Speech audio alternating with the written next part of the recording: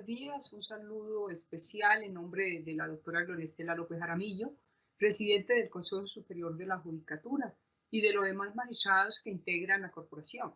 Bienvenidos a esta segunda parte de la conferencia virtual denominada Procedimientos en ejecución de penas y medidas de seguridad, trámites y soluciones, que hace parte del ciclo de formación en ejecución de penas y medidas de seguridad. Dando continuidad a la primera conferencia virtual que desarrolló la normatividad que regula los diferentes procedimientos al interior del sistema de ejecución de penas y medidas de seguridad.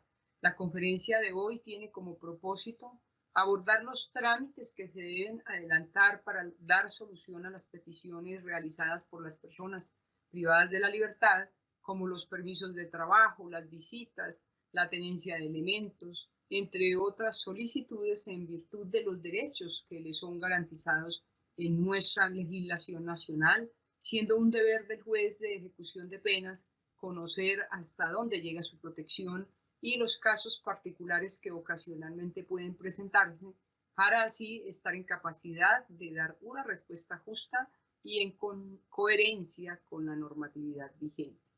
El día de hoy tenemos el gusto de contar nuevamente con la presencia del doctor Eliodoro Fierro Méndez, abogado de la Universidad Libre, especialista en Derecho Penal y Criminología de la Universidad Autónoma, formador de nuestra Escuela Judicial Rodrigo Lara Bonilla, docente de varias universidades del país.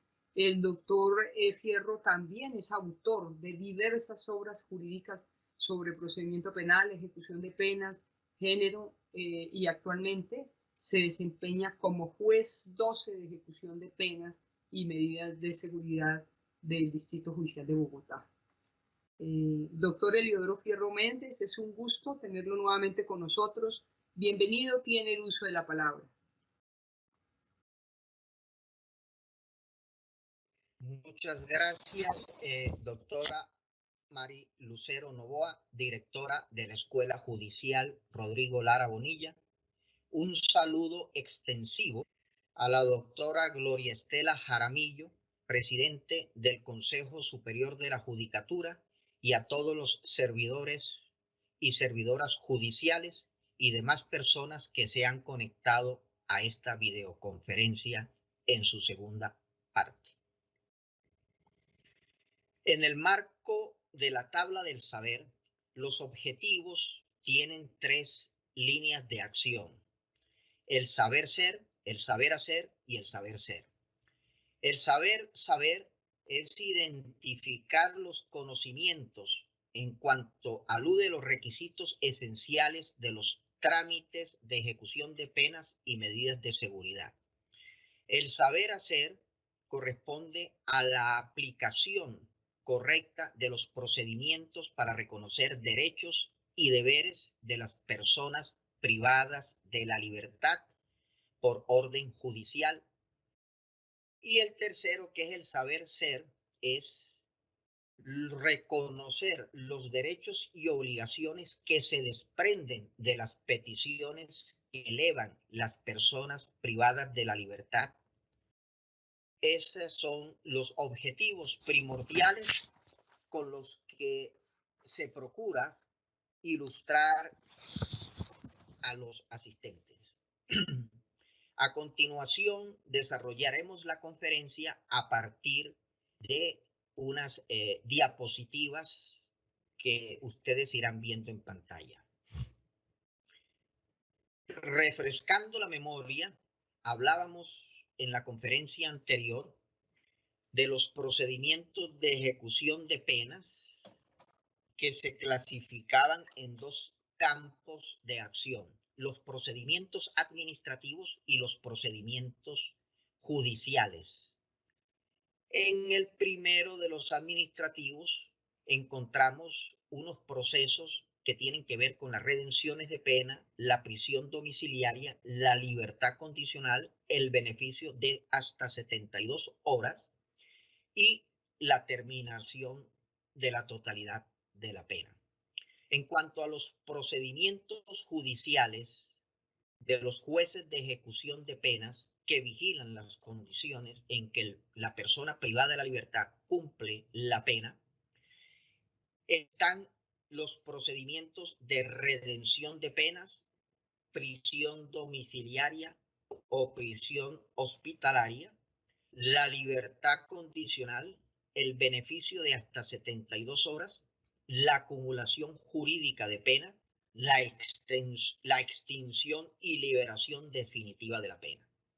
Pues bien, en el marco de esos procedimientos, entramos a ver en la siguiente diapositiva lo que es la hermenéutica jurídica, ejecución de penas y medidas de seguridad. Es importante tener en cuenta porque se tiene la falsa creencia de que ejecución de penas, de que los jueces de ejecución de penas tienen un trabajo realmente fácil, rapidísimo, que consiste simplemente en verificar números, sumar, restar, dividir. Es decir, que lo único que los jueces de ejecución de penas necesitan en el ejercicio de sus funciones es saber las tablas básicas de la aritmética.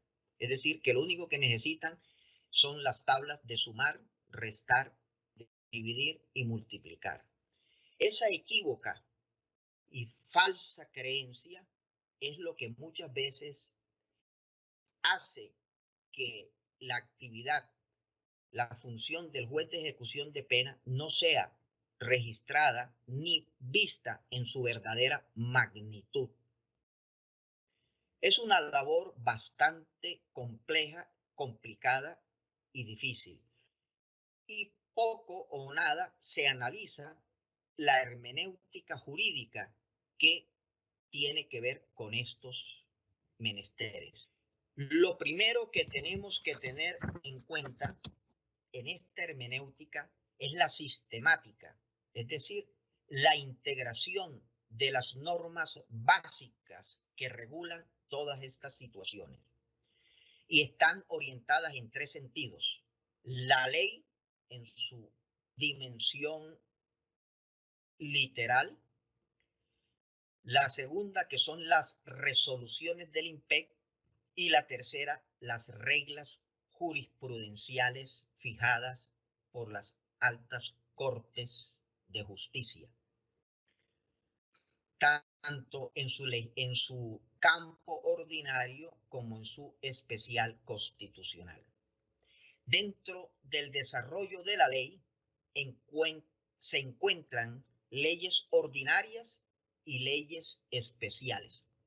Normalmente se tiene la creencia que en ejecución de pena lo único que hay que mirar es la ley ordinaria, es decir, el Código Penal y el Código de Procedimiento Penal, y pare de contar. Y eso no es así, porque existen leyes especiales que regulan los asuntos de la privación de la libertad y sus diversos procedimientos. Lo veíamos en la conferencia pasada, por ejemplo, la ley que tiene que ver con la legislación para controlar el terrorismo, la extorsión, el secuestro extorsivo, el narcotráfico, que prohíbe la libertad condicional en ciertas condiciones. Pero si se utiliza solamente el Código Penal, diría, no está prohibida la libertad condicional en esas situaciones. Dentro del marco de la ley especial también encontramos el Código de la Infancia y la Adolescencia. Allí existen prohibiciones para ciertas libertades, para ciertas prisiones domiciliarias, para los permisos. Entonces hay que irla integrando con esa serie de normas. Muchas de estas normativas están desarrolladas en resoluciones del IMPEC, resoluciones que nunca son conocidas por parte de las personas que acuden a ejecución de penas. Son desconocidas, bien de forma consciente o de forma inconsciente. Recordemos lo que habíamos dicho la vez pasada con estas resoluciones. Está la resolución 6349 de 2016, que es la que fija el reglamento general del Instituto Nacional Penitenciario y Carcelario. Allí se establecen las diversas corporaciones o cuerpos colegiados encargados de la regulación y de la expedición de los certificados y del estudio y calificación del estado de la situación de las personas privadas de la libertad. Está la resolución 7302 de 2005, que reglamenta las pautas para la atención integral y el tratamiento penitenciario.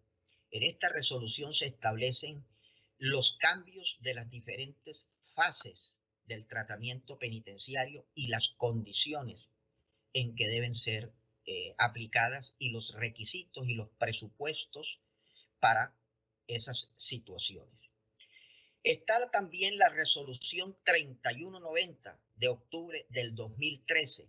Allí se determinan y se reglamentan los programas de trabajo, estudio y enseñanza, conocidos como TEEE, válidos para la evaluación y certificación del tiempo para redención de penas, expedido por el INPEC. Entonces, en esta resolución están los presupuestos y los elementos materiales probatorios que deben ser integrados para poder expedir esas certificaciones.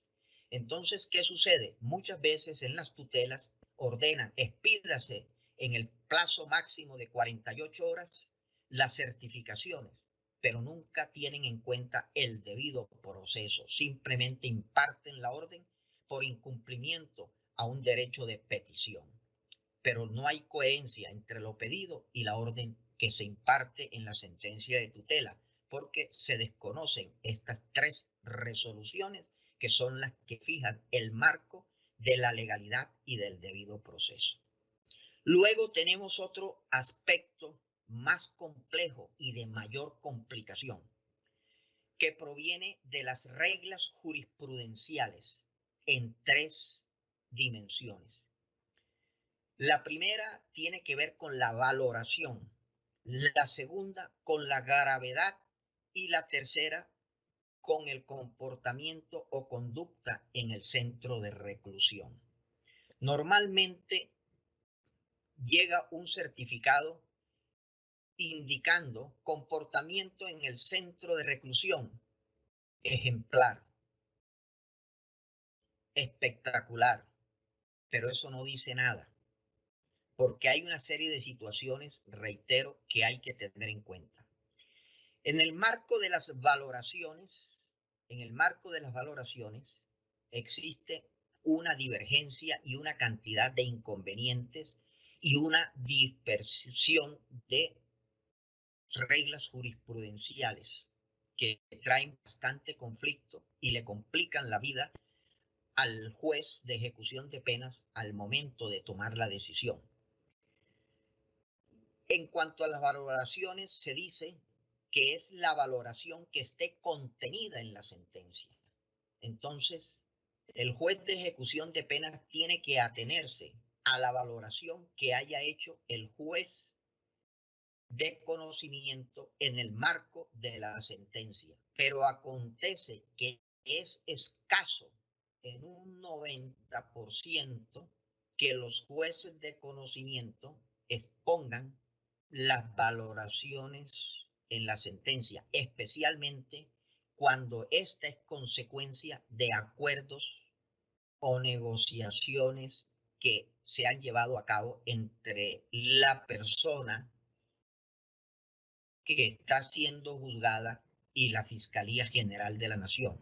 Cuando provienen de los acuerdos, uno mira esas actas o esas audiencias y simplemente se limitan a exponer el acuerdo a que llegaron y a ser aceptado por el juez de conocimiento y posteriormente la sentencia, pero se olvidan de hacer las valoraciones. Entonces, ¿qué sucede cuando el juez de ejecución de penas tiene que hacer la valoración contenida en la sentencia? Si la encuentra, no hay problema. Pero, como repito, en el 90% de los casos no existe esa valoración contenida en la sentencia, ahí viene el grave problema. Una es la vía, como dicen por ahí en el argot, de a pie, la fácil. Como el juez de conocimiento no hizo valoración alguna sobre la conducta del sentenciado, no aparece nada en el fallo, entonces yo como juez de ejecución de pena no puedo hacer valoración alguna. Y listo, y voy dando la libertad condicional, porque como no tengo nada que valorar desde esa perspectiva, para la calle, la persona privada de la libertad. La fácil. Pero ¿qué sucede si más adelante se produce una situación incómoda y empieza la búsqueda de elementos materiales probatorios y se encuentra que era un delito bastante delicado de connotación nacional, con prensa a bordo? ¿Qué pasa allí para el juez de ejecución de penas? Se le complica la vida. Entonces, la fácil no es decir, como juez de conocimiento no hizo valoración y yo no puedo valorar, entonces hasta ahí llegó la cosa y por eso la libertad condicional. Pero sucede que ante la carencia también hay jurisprudencia que ha señalado que el juez debe buscar en el marco de todo el desarrollo del proceso las situaciones y hechos en los cuales fundamentar su valoración. Entonces, no es la fácil decir que no hizo valoración alguna y entonces el de ejecución de penas se queda callado. No. Tiene que buscar a través del expediente qué aconteció allí, qué hechos fueron narrados. Y entonces viene la dificultad. Porque ustedes saben que hoy en día existe el proceso oral acusatorio. Entonces le toca ponerse a escuchar los audios en horas reales.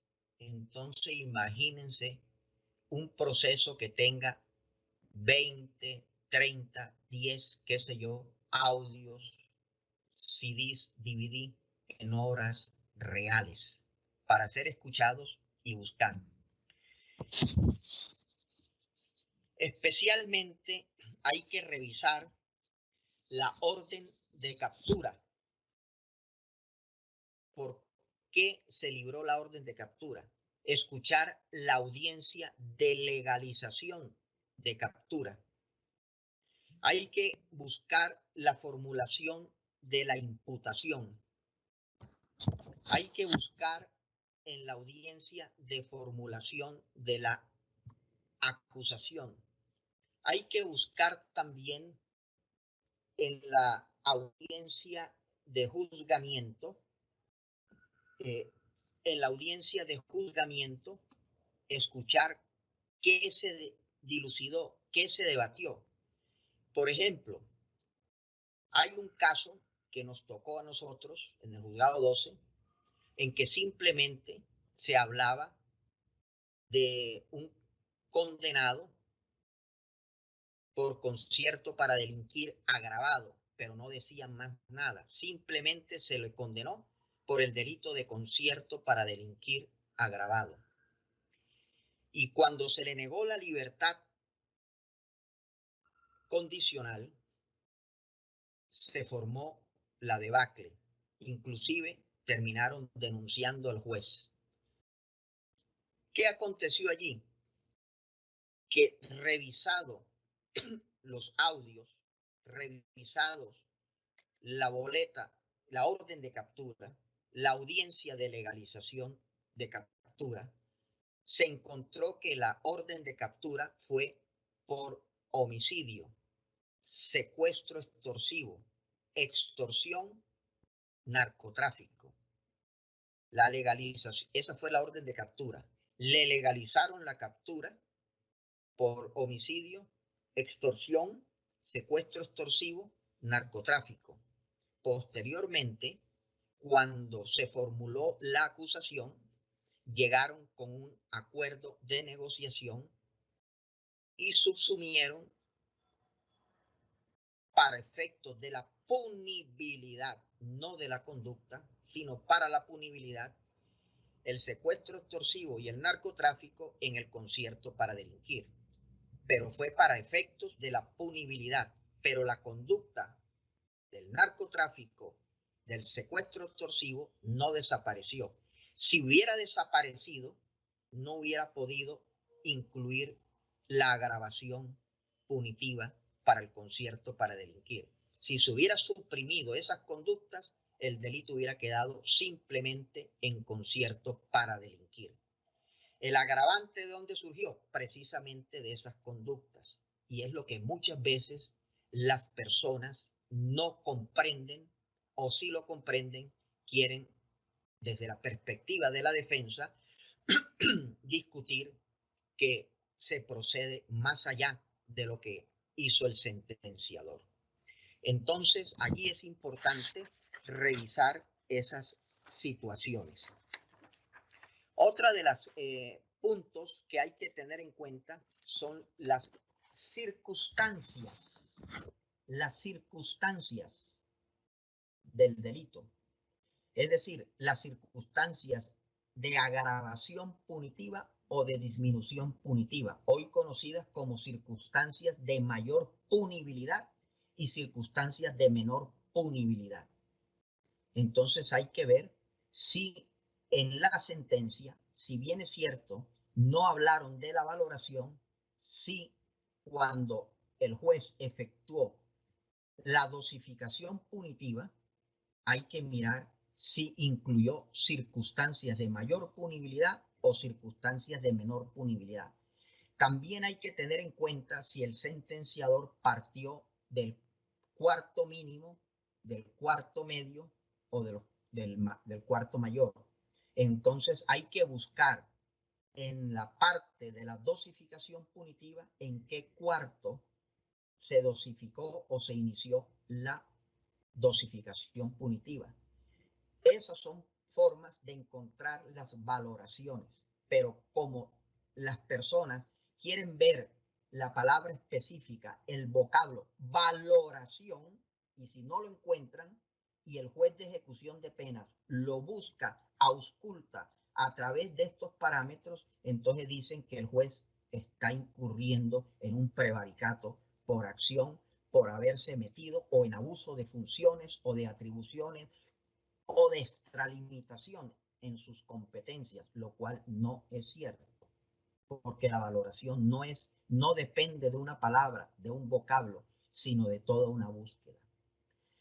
Otro de los temas incómodos, complicados y complejos es el que atañe a la gravedad del comportamiento. Igual que con la palabra valoración, muchas veces no se encuentra de forma expresa y clara esa palabra.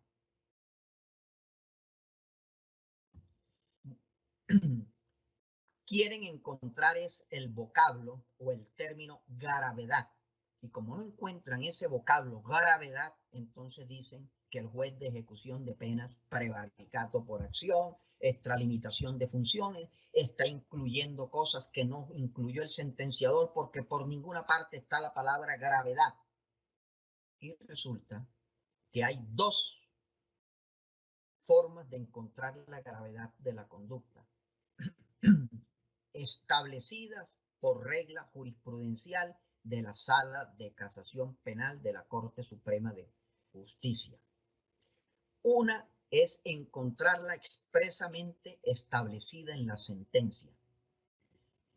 Pero además, dice la regla jurisprudencial, la gravedad hay que establecerla según el sentido de la ley establecido por el legislador en la exposición de motivos. Es decir, hay que encontrar el sentido de la norma. y el sentido de la norma lo establece el legislador en la exposición de motivos. Por ejemplo, el secuestro extorsivo es un delito que ha sido en su sentido establecido por el legislador en la exposición de motivos como un delito grave, lo mismo que el homicidio. El homicidio también está establecido como un delito en su sentido de grave establecido por el legislador. El hurto a celulares, ese hurto aparentemente baladí, inocuo, entre comillas, de bagatela, está considerado como un delito grave en su sentido por el legislador. ¿Por qué razón? Porque el legislador lo ha establecido como grave no por la cuantía de lo hurtado, porque pueden hurtarle a una persona un celular económico, por así decirlo, o costoso. Económico o costoso también dependiendo de los ingresos de la persona o de la persona que lo adquirió. Pueda que para una persona con un alto ingreso económico, un celular de 2, 3 millones de pesos es una bicoca. Mientras que para una persona con recursos económicos muy precarios, no alcanza a adquirir un aparato de ese costo ni de esa magnitud. Pero el legislador lo ha calificado como un delito grave. Repito, no por la cuantía, sino por la alarma social que ese delito causa y por los efectos que produce en la sociedad. Entonces, la gravedad se establece de dos maneras, por lo que dijo el sentenciador en el fallo y por lo que dijo el legislador cuando plasmó el sentido y la razón de ser del por qué dictó esa ley. Entonces hay que buscar por qué fue dictada esa ley en cuanto a su trascendencia de gravedad. Otra de las valoraciones que hay que hacer tiene que ver con las condiciones inherentes a la persona privada de la libertad. Esas condiciones están determinadas por las condiciones individuales, familiares, sociales y por el modo de vivir.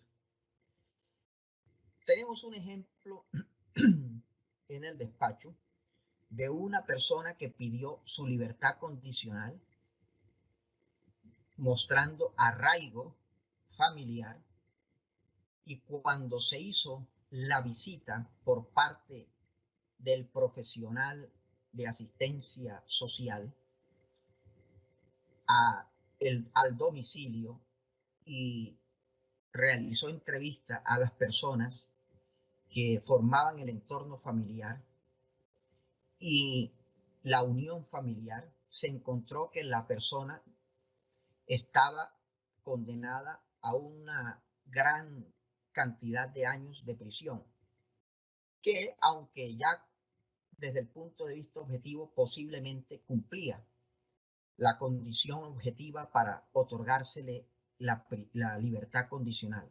Pero cuando se buscó las condiciones individuales, familiares, sociales, el modo de vivir, se encontró que esa persona tenía otros homicidios, tenía otros procesos también por hurto calificado, tenía que la persona que decía ser su compañera permanente lo conoció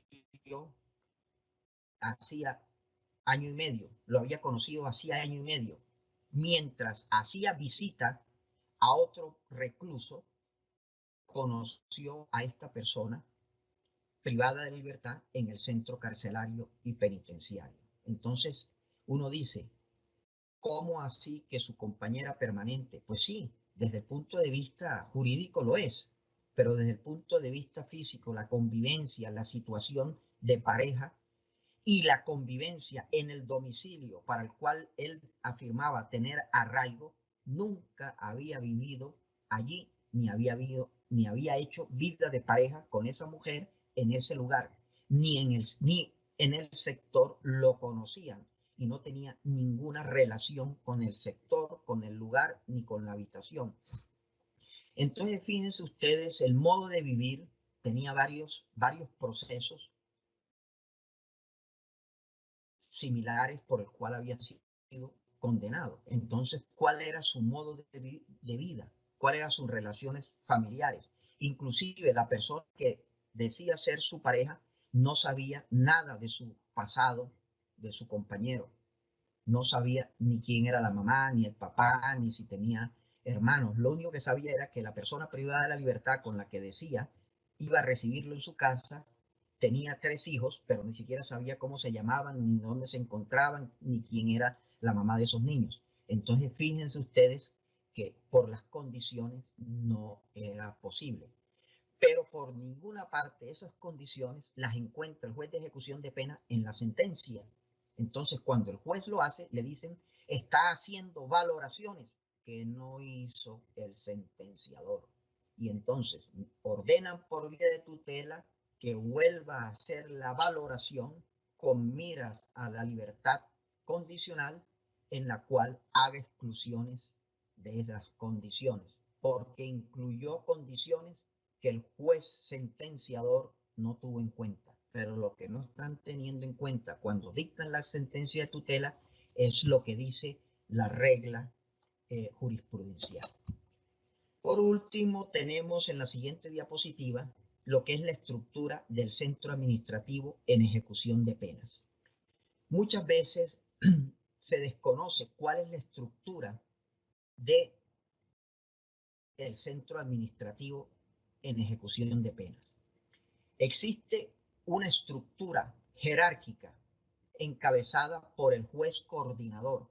El juez coordinador es el juez de enlace entre los jueces de ejecución de penas y los funcionarios del centro administrativo. Luego, en el centro administrativo existe un secretario o coordinador. Luego existen los secretarios de apoyo, que para el caso de Bogotá son 3. Estos secretarios de apoyo cumplen la función de, como su nombre lo dice, de prestar ayuda o apoyo al secretario. Tanto del secretario, pero más directamente de cada secretaría de apoyo, dependen las diferentes áreas. Las áreas de ventanilla, las áreas de reparto, las áreas de notificador, etc. Ellos son los encargados de cumplir las órdenes que imparten los jueces de ejecución de penas. Pero ¿qué acontece? Muchas veces cuando el juez dicta un auto ordenando una notificación a realizar una comunicación oficial, etcétera, el proceso baja al centro administrativo, es recibido por la respectiva Secretaría de Apoyo y la Secretaría de Apoyo hace la distribución entre las diversas áreas dependiendo lo que tiene que realizar. Entonces, ellos son los encargados de hacer esas situaciones. Pero ¿qué sucede muchas veces? Cuando se meten las acciones de tutela, entonces las acciones de tutela las dirigen es contra el juez, basado en que el juez es el supremo director del proceso. Es decir, tiene que estar pendiente de los 2.000, 3.000, 4.000 procesos, de los 60 procesos diarios, de los 70 procesos diarios que llegan, que tiene que revisar, que tiene que hacer. Pero bueno, esa es la temática que hay que tener presente. Luego siguen los diferentes procesos, ya para ir redondeando la temática para terminar, siguen los procesos de tutela y de habeas corpus. En los procesos de tutela hay que tener en cuenta lo que ya habíamos avanzado en la conferencia anterior, relacionada con la legitimación en la causa por activa y por pasiva. Tener en cuenta también el nexo causal, porque lo primero que hay que hacer cuando se aboca el conocimiento de una acción de tutela es describir en qué consiste el hecho y la pretensión. Pero ¿qué encontramos en las acciones de tutela? El accionante presenta la demanda. El juez de tutela dice, aboque ese conocimiento, vincúlese al accionado y oficiosamente al juez de ejecución de pena.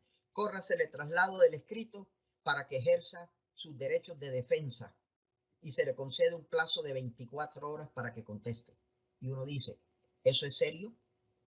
Lo primero que hay que hacer en el auto que se aboca a la acción de tutela es establecer cuál es el hecho jurídicamente relevante y en qué consiste la pretensión, para de ahí establecer la integración de la legitimación en la causa, por activa y por pasiva.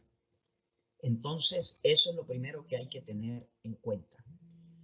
Bueno, como conclusión a esta temática, establecemos dos singularidades.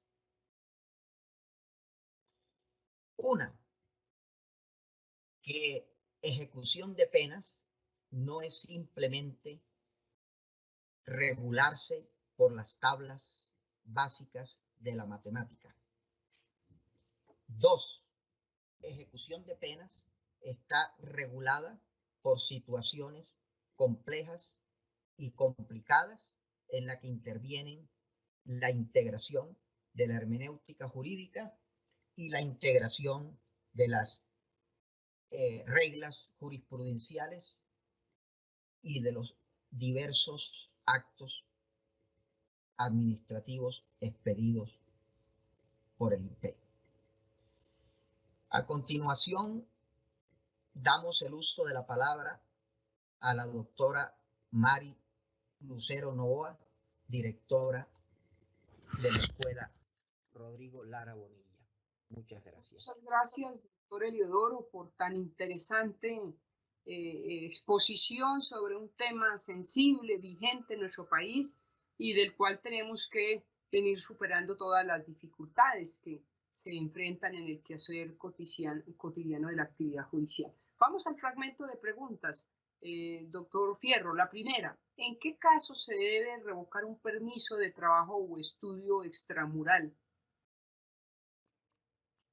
Doctora, los casos son diversos, pero fundamentalmente cuando la persona no ha cumplido con las obligaciones que le fueron impuestas y con los programas que regulan las fases del tratamiento penitenciario. Doctor Eliodoro, ¿quién debe certificar la buena conducta de la persona privada de la libertad? Doctora, la buena conducta de la persona privada de la libertad es una competencia y una facultad exclusiva y excluyente del INPEC, específicamente de los cuerpos colegiados que están establecidos dentro de cada centro penitenciario y carcelario y transmitidos a través de sus respectivos directores. Doctor Fierro, ¿existe un límite de horas de estudio y de trabajo redimibles? Sí, doctora, sí existen límites y están establecidos en la ley. Están regulados expresamente para que no puedan ser excedidos ni sean realizados en horas no permitidas, sino tiene una regulación especial establecida por los diversos ministerios que regulan esta actividad. Muy bien, doctor Eliodoro, nuestro agradecimiento especial por su clara, ponderada explicación sobre los procedimientos en ejecución de penas y medidas de seguridad, lo cual sin duda nos brinda los elementos necesarios para que nuestros jueces y juezas de la República actúen en derecho, protegiendo las garantías constitucionales que amparan a las personas privadas de la libertad y a la vez procurando el estricto cumplimiento de la ley y conservando la disciplina que debe existir al interior de los establecimientos carcelarios. Gracias a todos los servidores y servidoras judiciales que nos han acompañado en el día de hoy, en general a todas las personas que han participado de esta conferencia. Y a propósito del tema de hoy, que hemos cerrado con las dos conferencias que generosamente nos ha dictado el doctor Eliodoro Fierro, nos despedimos con una frase del abogado y político sudafricano Nelson Mandela. Suele decirse que nadie conoce realmente cómo es una nación hasta no haber estado, así sea de visita en sus cárceles. Muchas gracias. Buen día para todos.